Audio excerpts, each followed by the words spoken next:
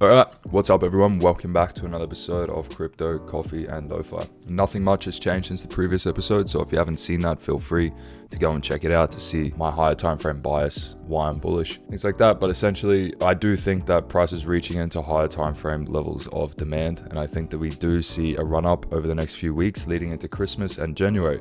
All time frames from the weekly through to the H4 are pretty much bullish for me. I think anything under the H4 is just going to be chop. Trying to take mid time frame trades probably isn't the smart move here. I think lower time frame scalp range plays will be fine, but anything like on the M15 through the hourly probably won't be the most ideal trading environments.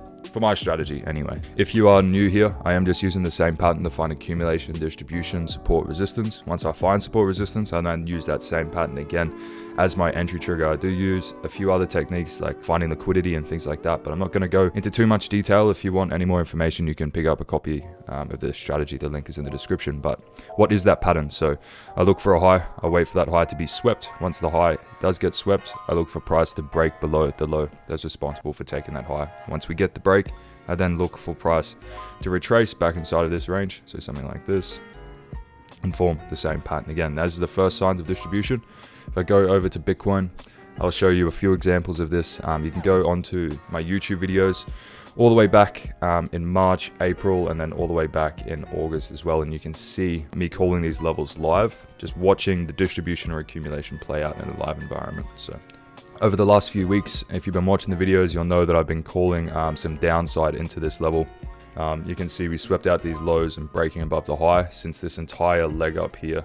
We didn't get a retrace back to the origin of the leg up being this area of accumulation. So because we did see some distribution up here, I was expecting a sell-off. So if we go into the hourly, you can see this distribution play out. So we broke up above previous all-time highs and then sweeping out this high, breaking above the low, retesting this range here, sweeping out these highs, and then breaking below this low. This is the first sign the price is distributing.